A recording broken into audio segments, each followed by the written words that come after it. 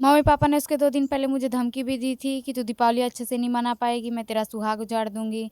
मेरे ससुर जी के पास भी फ़ोन किया था, मैं तुम्हारे घर का चिराग बुता दूँगी। दामाद के मरने पे किसी को गम होता है, मेरे मम्मी पापा को थोड़ा-सा भी नहीं था। मेरे मम्मी पापा मतलब ज़्यादा से ज़्यादा खुश थे। इस बच्ची का जीवन बर्बाद नहीं करना था। इस बच्ची का जीवन भी बर्बाद कर दिया, बच्ची के साथ गुंडे भी भेज दिए। बाद में किसी तरीके से बहाने से उसको हरियाणा वापस बुलवा करके, और जैसा कि इस लड़की का आरोप है कि उन्होंने मौत के घाट उतरवा दिया, अपने आप में बड़ी हैरान कर देने वाली घटना है। माँ ने ही उजाड़ दिया बेटी के मांग का सिंदूर। दोस्तों, ये किस्सा बहुत तेजी से लोकप्रिय हो रहा है और बहुत तेजी से ये केस जा रहा है पूरे बलिया में। दोस्तों, मैं हूँ आज बलिया के सांतवार में, और सांतवार से निकल करके एक इतनी दुखद घटना सामने आ रही है कि आपको बताते हुए भी हमें बहुत दुख हो रहा है। ये सामने बच्ची जिसको आप फ्रेम में देख रहे होंगे, ये एक विवाहित महिला है, और इसकी मांग के सिंदूर को उजाड़ने में इसकी ही सगी माँ और सगे बाप का हाथ है। पूरा किस्सा क्या है हम जानने का प्रयास करते हैं कि इतनी सी कम उम्र में 18 साल की कम उम्र की बच्ची के साथ इतनी दर्दनाक घटना प्रकृति ने अपने क्रूर हाथों से कराई या वैमनस्यता ने एक दूसरे से करा दी। क्या नाम है बेटा आपका? पारो। तो पारो बेटा, उम्र कितनी है आपकी? 18 साल। तो बिटिया, कहाँ की रहने वाली हो आप? हरियाणा। तो हरियाणा में आपके पति का क्या नाम है? सावन सिंह। तो ये सावन सिंह जी की आपसे हरियाणा में कब मुलाकात हुई, कैसे मुलाकात हुई? मम्मी के रिलेशन में कुछ लगते थे तो वहाँ काम करने गए थे, तब हुई थी मुलाकात। तो हमें पता चल रहा है कि वो आपके घर ही रहा करते थे। हाँ। तो मतलब रहने के उद्देश्य से आपके घर में रहा करते थे कि यहाँ रह करके नौकरी करेंगे? हाँ। तो बेटा, एक बात बताइए कि जब कितने दिनों तक आपके पास रहे, मतलब आपके घर पे वो कितने दिन रहे? 3 साल से। 3 साल रहे। तो 3 साल रहे तो आपका उनसे संपर्क कैसे हो गया? वो गए थे तो बातों ही बातों में हो गया। अच्छा, बात बात में आपका संपर्क हो गया। फिर उसके बाद क्या हुआ? उसके बाद मम्मी पापा को पता चल गया तो मम्मी पापा ने कहा ठीक है, हम तुम दोनों की शादी करवा देंगे। तो वहाँ पे मम्मी पापा ने मंदिर में शादी करवा दी ले जाके, और फिर उसी दिन बलिया के लिए रवाना होने को बोल दिया कि बलिया चले जाओ तुम लोग। स्टेशन तक छोड़ने भी गए थे। तो मम्मी पापा उस समय तक नाराज नहीं थे आपसे? नहीं, उस समय तक तो मुझसे अच्छे से बात भी की थी मम्मी पापा ने, और वहाँ पे स्टेशन पे हमारी वीडियो बनाई थी कि अगर मुझे कुछ होता है तो उनके ज़िम्मेदार सिर्फ सावन होंगे। और पापा ने ट्रेन में 2-4 गुंडे भी लगाए थे। तो शादी भी कराई आपकी, भेज भी दिया और गुंडे भी लगाए, ये कैसे? क्योंकि घर में किसी को भी नहीं पता था, मम्मी पापा को ही बस पता था और चाचा फूफा तो को। गुंडे लगाने से क्या मतलब है? मतलब आपके साथ में 2-4 लोगों को भेजा? हमें मारने के लिए।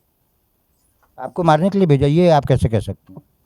वो हमारे मतलब हम जहाँ-जहाँ जा रहे थे वो हमारा पीछा कर रहे थे, इसीलिए लगा ऐसा। तो ट्रेन में से बचते बचाते यहाँ तक आए, तो यहाँ पे मेरे ससुर जी हमको यहाँ तक लेकर आए बलिया से। तो जब आपके ससुर जी यहाँ पर आ गए तो उसके बाद आपके पति भी साथ में थे? आपके पति भी साथ में थे ना? तो ये पति फिर दोबारा कैसे हरियाणा चले गए? मम्मी पापा ने अच्छे से बात करना स्टार्ट कर दिया था। कंपनी के ठेकेदार ने एक दिन फ़ोन किया इनको, उन्होंने कहा यहाँ कारीगर नहीं है, तुम यहाँ पे आ जाओ काम करना। तो उन्होंने कहा ऐसी-ऐसी बात है, मैं आ नहीं सकता हूँ अभी। तो ठेकेदार ने कहा मैं गारंटी लेता हूँ तुम्हें कुछ नहीं होगा, तुम यहाँ पे आओ।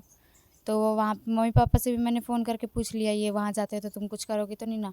मम्मी पापा ने साफ-साफ मना कर दिया कि मुझे कोई लेना-देना नहीं है, तो ये वहाँ चले गए काम करने। तो ये जो उनकी जो डेथ हुई है, तो आप ये कैसे कह सकती हैं कि आपके मम्मी या पापा के द्वारा ही कराई गई है? मम्मी पापा ने उसके 2 दिन पहले मुझे धमकी भी दी थी कि तू दीपावली अच्छे से नहीं मना पाएगी, मैं तेरा सुहाग उजाड़ दूँगी। मेरे ससुर जी के पास भी फ़ोन किया था, मैं तुम्हारे घर का चिराग बुता दूँगी। और मेरे फूफा और चाचा जी ने उनको फ़ोन करके गाली भी दी थी।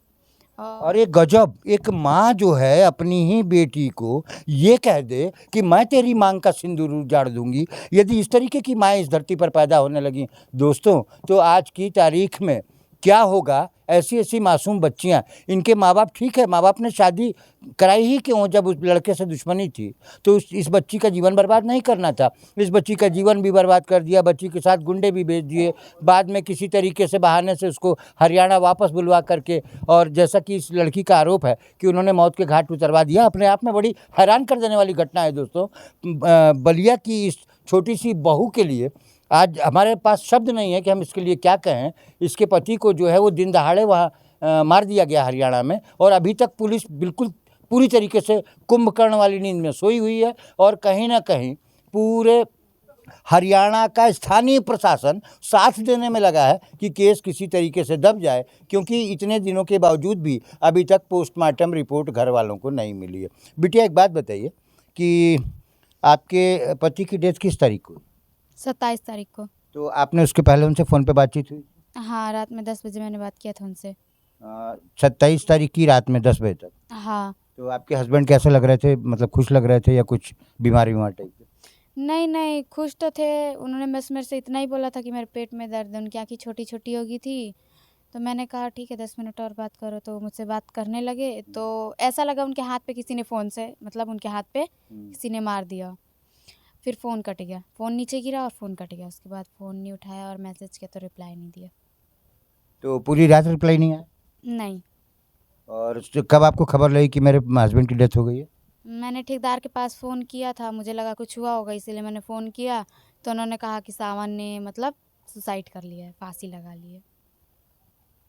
तो आपने नहीं पूछा कि कब फांसी लगा ली, कैसे फांसी लगा ली? रात तक तो मेरी बात हुई थी। पापा ने बात किया, उसके बाद मैंने बात नहीं की। तो पापा ने ठेकेदार से बात की? हाँ। पापा ने मतलब आपके ससुर जी ने? हुँ। तो क्या बोले वो उस पर? मुझे नहीं पता, मैं घर में आ गई थी। तो आपको लगता है कि आपके मम्मी पापा के हाथ से ही ये काम हुआ है? हाँ। मतलब कितने विश्वास के साथ आप कर सकते हैं? होता है, दामाद के मरने पे किसी को गम होता है। मेरे मम्मी-पापा को थोड़ा-सा भी नहीं था। मेरे मम्मी-पापा मतलब ज़्यादा से ज़्यादा खुश थे। उसी रात को मैंने फ़ोन करके मैंने मम्मी-पापा से पूरा क्लियरली पूछ लिया कि तुम लोगों ने ऐसा किया है कि नहीं? मम्मी-पापा ने साफ-साफ बोल दिया है कि हम लोगों ने ऐसा नहीं किया है। तो मैंने कहा कि तुम लोग यहाँ मुझे आओगे देखने, मतलब थोड़ा गुम होता है ना? तो मेरे मम्मी-पापा ने बोल दिया हम यहाँ बहुत खुश हैं, हमें तुझसे कोई लेना-देना नहीं है, हम यहाँ पार्टी मना रहे हैं। हम बहुत खुश हैं, हमको तुझसे कोई मतलब नहीं है, हम यहाँ पार्टी कर रहे हैं।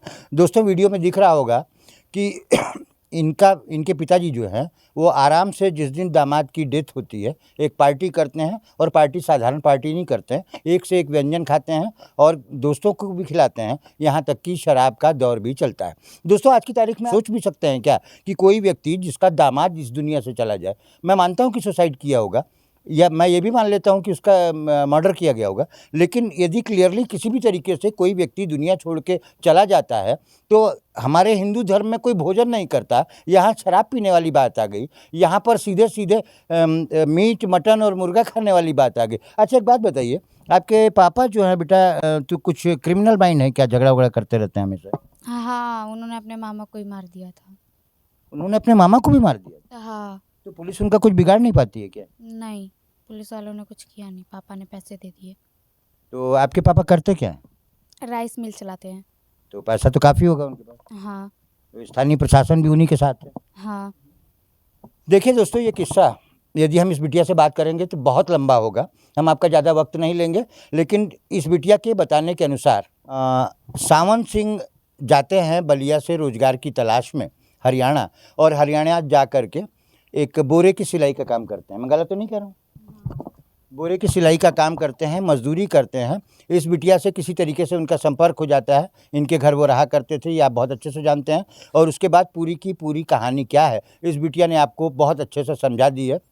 हमने प्रयास किया है इस पूरे केस को उठाने का, हम इस वीडियो को भेजेंगे करनाल के एसपी साहब के पास, हम मेल भी करेंगे और हम उनसे निवेदन भी करेंगे अपने वीडियो के माध्यम से कि आप कृपया जो है इस पर संज्ञान लें और संज्ञान लेकर के त्वरित कार्रवाई करें, इस बिटिया को न्याय दिलाएं जिस बिटिया के सामने बैठ करके बात करने में हमारी भी रूह कांप रही है। दोस्तों मैं हूं हरिओम श्रीवास्तव और आप देख रहे हैं मेरा यूट्यूब चैनल यूनिक न्यूज़ 1, और यदि आप मुझे फेसबुक पर देख रहे हैं तो आप देख रहे हैं यूनिक न्यूज़ 1। बहुत बहुत धन्यवाद।